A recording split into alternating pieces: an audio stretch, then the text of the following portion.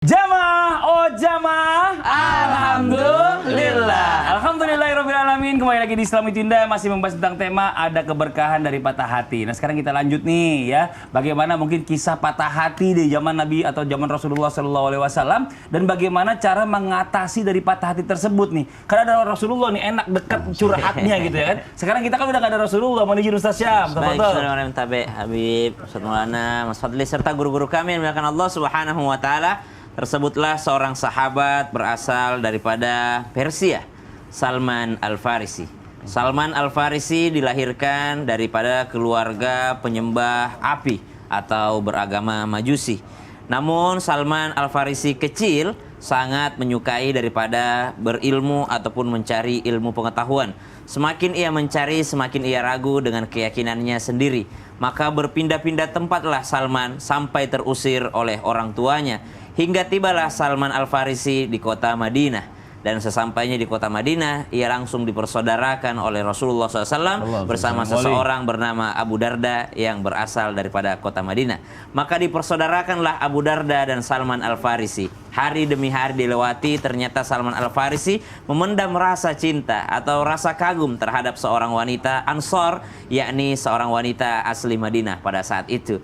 Maka Salman Al-Farisi berpikir hanya satu cara agar melampiaskan cinta tadi, yaitu dengan cara menghalalkannya atau meminang perempuan tadi dengan cara menikahinya. Maka Salman Al-Farisi berkatalah kepada saudaranya, yaitu sahabatnya sendiri, yaitu Abu Darda, "Wahai Abu Darda, wanita yang aku sukai adalah berasal daripada kampungmu, maka aku menginginkan engkau agar pergi ke sana meminangkan untukku seorang wanita Ansor tadi." Maka berangkatlah Abu Darda dengan rasa kegembiraan. Alhamdulillah sahabatku akan menikah. Berangkatlah Abu Darda untuk meminang perempuan tadi. Berkatalah Abu Darda, "Wahai ibu, kami ada bermaksud untuk meminang putri ibu untuk sahabat kami Salman Al-Farisi." Lalu berkatalah ibu tersebut, "Saya mohon maaf, putri saya menolak lamaran daripada Salman." Subhanallah. Namun jikalau engkau punya maksud yang sama, putri saya menerimanya. Subhanallah. Pada saat itu juga ternyata yang diutus oleh Salman Al-Farisi, yaitu Abu Darda, dialah yang diterima lamarannya oleh sang ibu perempuan tadi. Maka Abu Darda pulang kepada Salman Al-Farisi dengan mengatakan, "Saya mohon maaf, gimana ngomongnya ini ya, subhanallah, namun saya harus jujur kepadamu. Kata ibu tersebut dia menolak daripada pinanganmu, malah menerima kalau saya yang meminang." Maka apa jawaban daripada Salman Al-Farisi? "Allahu Akbar, Allahu Akbar, Allahu Akbar. Ini ada mahar yang kusiapkan untuk perempuan tadi. Ini persiapan saya selama ini. Ini yang saya punya selama ini. Maka ambillah semua wahai Abu Darda. Engkau pergilah ke sana. Engkau nikahilah wanita tadi." Subhanallah. Apa yang ada di pikiran daripada Salman Al-Farisi pada saat itu? Patah hatinya dikalahkan oleh persaudaraan yang dipersaudarakan oleh baginda Nabi SAW. Abu Darda ini saudara saya, lebih erat dibandingkan saudara kandung saya, karena Allah yang mempersaudarakan saya dan Nabi Muhammad SAW yang mempersaudarakan saya. Sedangkan Nabi Muhammad SAW pernah bersabda bahwasanya tidaklah beriman seseorang sebelum dia mencintai saudaranya seperti ia mencintai dirinya sendiri. Pada saat itu juga Salman Al-Farisi merasakan cinta daripada mencintai Abu Darda dengan merasakan apa yang dirasakan kegembiraan daripada Abu Darda radhiyallahu anhuma wa ardahuma. Maka subhanallah, kita belajar bahwa patah hati itu bisa disembuhkan dengan apa? Dengan cinta atas ajaran Nabi sallallahu alaihi wasallam. Wallahu taala. Tapi kita bisa ambil kesimpulan dikit juga ya. Bisa. Kalau mau ngelamar, ngelamar sendiri. Jangan suruh orang yang lebih ganteng masih bujang. Apalagi sekampungnya. Iya, ditikung. Bukan ditikung juga sih. Jangan lihat-lihat saya lagi. Saya curiga nih, arahannya ke saya lagi. Bapak hampir menikung juga kemarin itu Ustaz Syam. Kalau Ustaz Syam tolak itu nggak jadi, dengan Ustaz mana yang menikah. Kita lanjut lagi. Kalau di Makassar itu, siapa yang datang dan dia melamar berarti yang tanggung jawab. Oh gitu. Ya. Itu karena bentuk tanggung jawab. Kalau misalnya nggak diterima Ustaz Syam, Bapak maju gitu. Tanggung jawab. Dia malu sendiri. Kita lanjut lagi berjamaah Islam itu yang dirahmati Allah, masya Allah, luar biasa ya. Tapi yang namanya patah hati kadang ini bisa muncul dari orang tua atau mungkin dari anak ke orang tua. Karena ya namanya anak ini memang ya mungkin pelajaran juga buat kita ya, terutama buat saya. Nggak selalu sesuai dengan harapan orang tua. Kadang-kadang anak-anak itu suka melakukan hal-hal yang kita nggak suka. Sampai kadang-kadang mulut kita ini terucap kata-kata yang kurang baik yang akhirnya menjadi doa nauzubillah buat si anak itu. Nah, sekarang bagaimana sebaiknya sifat orang tua nih, Habib nih, mohon izin Bib ya. Apabila anak melakukan sesuatu yang tidak sesuai dengan keinginan kita, apa yang harus kita lakukan nih supaya nggak menyakiti hati sang anak? Mohon izin, tafadhol Bib. Baik. Izin Ustaz Maulana, Ustaz Syam. Iya. Para pemirsa yang dimuliakan Allah Subhanahu wa taala. Jadi tadi Ustaz Syam menyampaikan tentang kisah Salman Al-Farisi radhiyallahu anhu arda. Saya juga ingin membagikan kisah terkait dengan urusan doa anak kepada orang tua atau adab anak kepada orang tua dan juga adab orang tua kepada anak. Pertama adalah saya ingin menyampaikan para orang tua, ayah, ibu, ya ingat hati-hati dengan doa kita, ya. Karena doa orang tua, walaupun anaknya soleh, orang tuanya tidak soleh, itu diijabah sama Allah Subhanahu Wa Taala. Kita pernah dengarkan kisah tentang Juraij. Ya, Juraij ini seorang yang sangat soleh, sementara kemudian ibunya manggil karena satu hal, lalu kemudian dia tidak memenuhi padahal dia sedang sholat. Kemudian didoakan yang tidak baik sama ibunya, lalu dikabul sama Allah.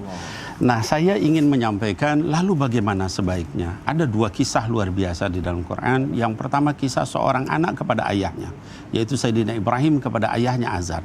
Ayahnya penyembah berhala, bahkan pembuat berhala. Ya, Sayyidina Ibrahim adalah seorang nabi.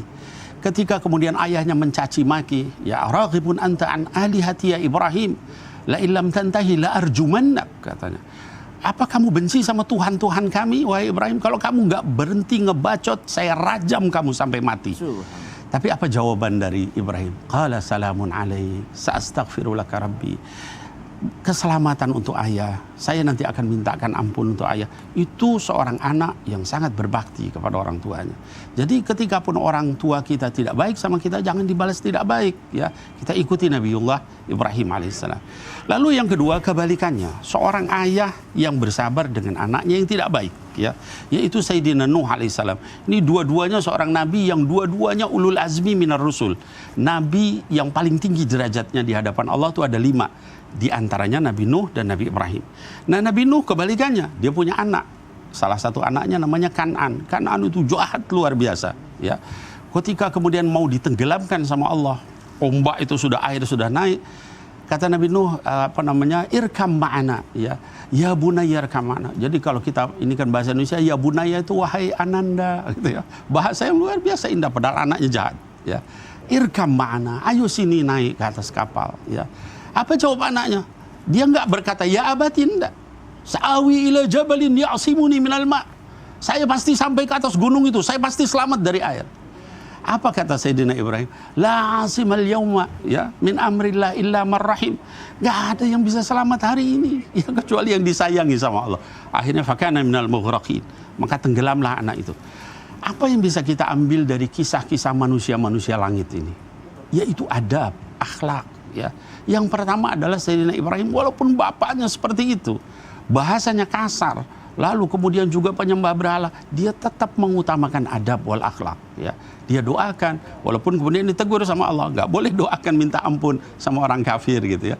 Tapi itulah adabnya Nabiullah Ibrahim, lalu diluruskan, lalu dia nurut sama Allah Subhanahu wa Ta'ala. Yang kedua adalah Nabi Nuh alaihissalam. Dicoba dengan anak yang luar biasa jahatnya, tapi dia tetap berusaha adab, akhlak. Kenapa? Berharap anaknya terenyuh, anaknya tergali untuk kembali kepada Allah Subhanahu wa Ta'ala. Nah, kita ketika mendapatkan kisah-kisah ini di dalam Al-Quran, kita ambil pelajaran. Anak-anakku sekalian, jadilah suami yang baik. Amin. Jadilah istri yang baik. Amin. Jadilah seorang ayah yang baik. Jadi ibu yang baik. Jadi anak-anak juga yang baik. Mudah-mudahan kita semua diberkahi Allah. Amin, amin ya rabbal alamin. Masya Allah, terima kasih banyak Habib atas penjelasannya. Jadi walaupun kita marah terhadap anak kita, kalau bisa berkata-kata yang baik. Dan ini pelajaran banget buat saya. Kadang-kadang kita yang namanya emosi ini mulut keluar aja begitu aja, ya kan? Kadang-kadang nggak kekontrol. Saya mau nanya sama Ustadz Maulana, izin Ustadz Maulana. Perasaan yang suka marah sama anak adalah Mas Padli. Terus ditanya anaknya, kenapa lagi ngapain? Lagi kerja paksa. Lagi kerja bakti ya. Ustadz mau izin, saya masih mau nanya sama Ustadz. Ustadz masih sakit gigi? Oh, alhamdulillah udah aman. Udah aman? Udah. Oh, kemarin waktu sakit gigi mungkin Ustadz lagi sakit hati. Enak aja. Enak aja. Karena katanya lebih baik Katanya orang kalau lagi patah hati itu bisa membawa penyakit, katanya Oh, gitu. gitu. Mungkin Ustaz bisa menjelaskan gimana teman lagi sakit gigi. Iya. Izin Silakan. Habib dan Ustaz Sam. Bismillahirrahmanirrahim. Allahumma shalli ala sayyidina Muhammad wa ala ali sayyidina Muhammad. Makasih banyak. Ada Habib Nabil tadi sudah menjelaskan ternyata ada solusinya. Semua ada masalah, ada solusinya bagaimana kita menyikapi patah hati tadi dengan cara bersyukur, bersabar. Kemudian Ustaz Sam juga dengan cara ridha, ikhlas dan sebagainya. Ini juga pembelajaran besar buat kita. Ketahuilah, hati-hati, efek akibat dari patah hati bisa berakibat sakit. Mohon maaf, tekanan darah naik turun, emosi dan sebagainya. Ini bisa berakibat, bahkan bisa menyakiti diri, bisa melukai diri. Bahkan mohon maaf, ketika orang patah hati susah terkontrol, susah dikendalikan dirinya.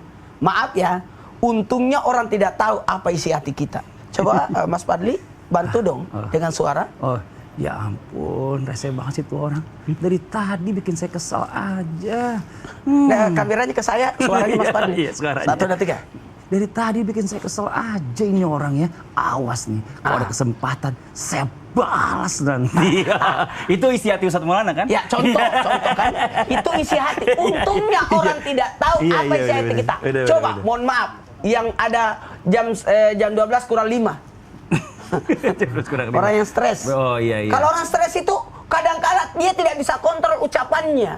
Harusnya tidak dikeluarkan tapi dia keluarkan. Harusnya tidak diperdengarkan dia terperdengarkan. Makanya orang amarah, emosi keluar watak itu terlihat emosi seluruh. Harusnya, mohon maaf, kata-kata yang tidak pantas untuk didengar orang kita bisa tahan.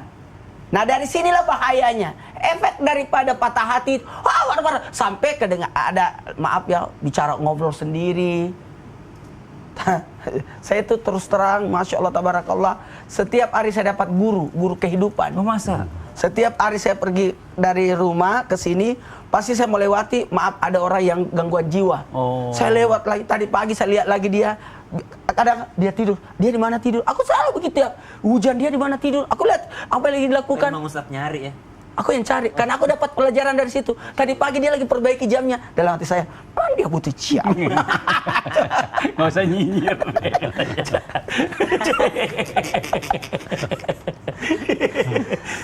Ya Allah, ya Karim. Kadang kucing dinaikkan di sini. Itu saya bilang, ya Allah, ini coba. Dalam hal ini kita harus belajar hati-hati.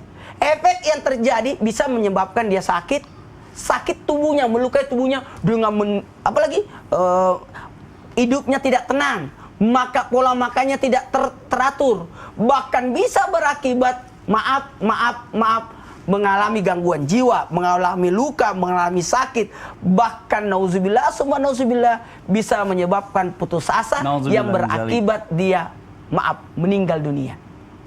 Ini bahayanya. Bahkan nih, tahu nggak kenapa iblis?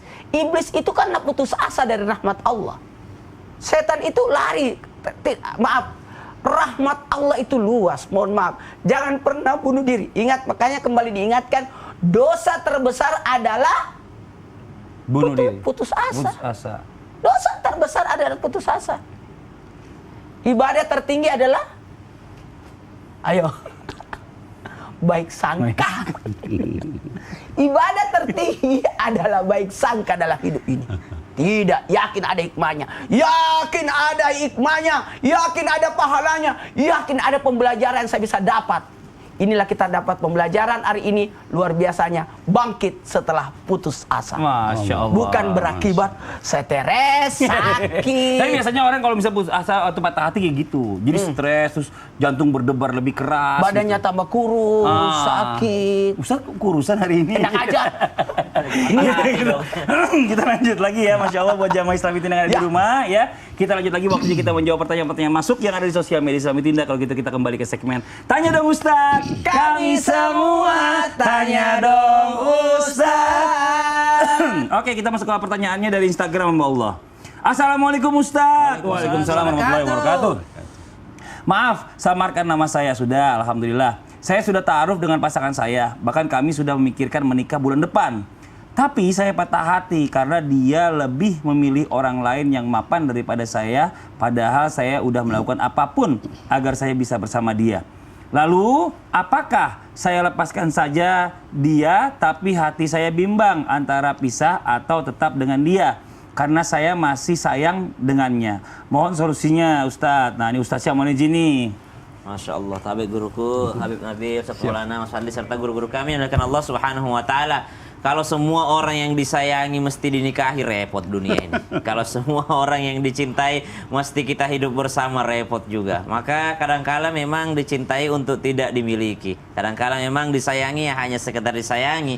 Kadangkala dikagumi hanya sekedar dikagumi, tidak harus sampai harus dinikahi ataupun dimiliki. Maka kalau ditanyakan apa yang saya harus lakukan, apakah saya harus memaksakan kehendak saya atau saya harus merelakannya, maka merelakan itu lebih baik. Kenapa merelakan itu lebih baik? Karena berarti dia adalah merelakan dengan maksud dan tujuan bahwa dia tetap berbaik sangka kepada keputusan Allah Subhanahu wa Ta'ala. Apatah lagi dunia ini tidak selebar daun kelor. Dunia ini sangatlah luas. Ada orang yang berterima kasih atas doa-doanya yang tidak diterima oleh Allah Subhanahu wa Ta'ala. Ada orang yang bersyukur karena doanya digantikan oleh Allah Subhanahu wa Ta'ala. Dia minta A, Allah ternyata kasih dia A+.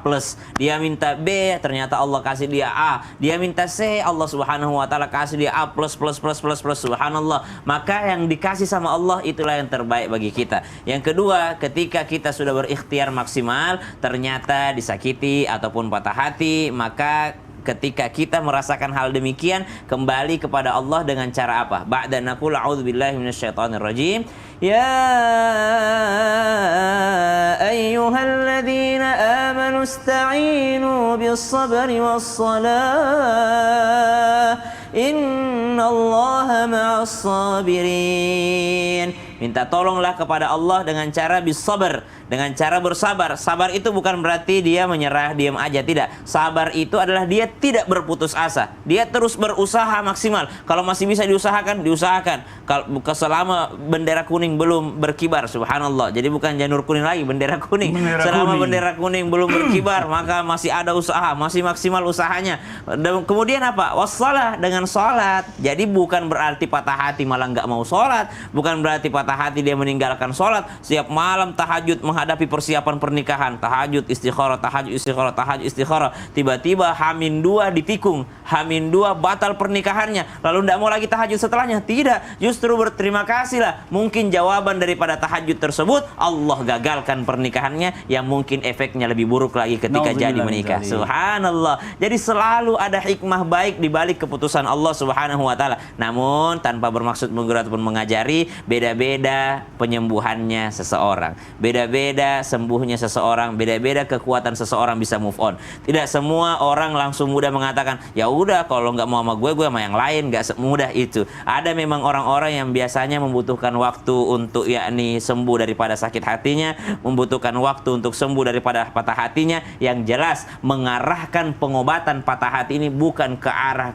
yang negatif, bukan ke arah sesuatu yang tidak diridhoi oleh Allah Subhanahu wa Ta'ala. Patah hati boleh, sakit hati boleh, dan cara penyembuhan seseorang adalah kembali kepada Allah Subhanahu wa Ta'ala dengan sabar, dengan sholat, bukan dengan cara meninggalkan syariat-syariat agama. Karena tidak bisa kita menutup mata bahwa di luar sana ada orang-orang yang tiba-tiba pakai narkoba, ada tiba-tiba orang lari kabur dari rumah, ada orang-orang yang mungkin mohon maaf ini sampai bunuh diri, naudzubillahi min dzalik, karena merasa tidak ada lagi kesempatannya untuk memperbaiki semuanya. Maka patah hati ini beda-beda orang cara menyembuhkannya. Yang jelas kalau dia orang yang beriman kepada Allah Subhanahu wa Ta'ala, warda bima qasamallahu lak takun aghnan nas. Ridhalah akan apa yang Allah tetapkan padamu, engkau menjadi manusia yang paling kaya. Kaya hatinya, lapang dadanya, kaya perasaannya. Ya udah deh, kalau lu nggak mau sama gue, masih ada kok yang lain. Kaya dia, kaya, merasa punya semuanya. Maka subhanallah, ketika terjadi seperti ini, maka dia akan merasakan kekayaan sesungguhnya di dalam hatinya. Yang jelas teman-teman sekalian, jamaah Islam itu dimuliakan Allah Subhanahu wa Ta'ala, kita ini hidup di dunia ini tidak panjang, tidak selama-lamanya, dan tidak selama-lamanya bahagia. Kalau mau bahagia terus itu nanti di surga. Dunia ini tempatnya capek, tempatnya sakit hati, tempatnya diuji oleh Allah Subhanahu wa taala, tempatnya patah hati. Tidak ada manusia yang tidak pernah patah hati. Hidupnya baik-baik aja. Apa yang dia inginkan semua dia dapatkan. Mau ngelamar perempuan gampang, mau ngelamar pekerjaan gampang, subhanallah. Tapi apakah dia tidak pernah patah hati? Pasti pernah. Meninggal orang tuanya, patah hati, subhanallah. Lancar-lancar hidup ini, rezeki lancar, alhamdulillah. Meninggal orang yang dicintai, patah hati juga, subhanallah. Mungkin dalam hal kasih sayang dia tidak kekurangan, tapi dalam hal pekerjaan mungkin dia kekurangan. Mungkin dalam hal semuanya dia tidak kekurangan, dalam hal kesehatan dia kekurangan. Jadi memang dunia ini tempatnya ujian. Wallahu taala alam. Jadi setiap manusia itu pasti punya masalah. Ada pasti. Sampai meninggal aja, dikubur aja masih ada masalah di situ kan. Waduh, lebih berat mempertanggungjawabkan ya kan. Tapi intinya buat jamaah Islami Tinda yang bertanya tadi ini, masya Allah, yang terbaik menurut kita belum tentu baik buat Allah. Tapi kalau misalnya yang menurut Allah baik, udah pasti baik buat baik, kita. Walaupun insya menurut kita Allah tuh nggak baik gitu ya. Dan ini masya Allah nih ada pertanyaan yang berikutnya nih dari Aisyah 321. Tapi saya nggak enak bacanya. Kalau ntar disalahin saya kalau baca, ada teman saya tersinggung, nggak enak. Ya maaf. Ini dibaca yang gini nih. Saya pencet lagi. makasih. Yang ini nih, tuh. Bismillahirrahmanirrahim. Pertanyaan dari Aisyah 321. Iya. Assalamualaikum Mas Fadli. Waalaikumsalam warahmatullahi wabarakatuh. Ibu saya pernah patah hati ditinggal ayah buat selamanya. Ya Allah. Mungkin Ustadz Innalillahi wa Maulana inna bisa ilaihi raji'un. ngobatin patah hati ibu saya. Tolong bilangin ke Ustadz Maulana ya. Saya jawab ya. Supaya tidak patah hati, saya kasih jawabannya. Tonton Islami Tinda setiap hari. Karena setiap masalah, insya Allah akan ada jawabannya di Islami Tinda. Obatnya? Obatnya dengar ceramah. Obatnya? Obatnya dengar ceramah. Obatnya. Tanya dulu, jangan Di rumah, jangan kemana-mana, tetap di Islami Tinda. Jamaah, jamaah. Alhamdulillah. Anaknya usia 32, berarti mamanya usia berapa?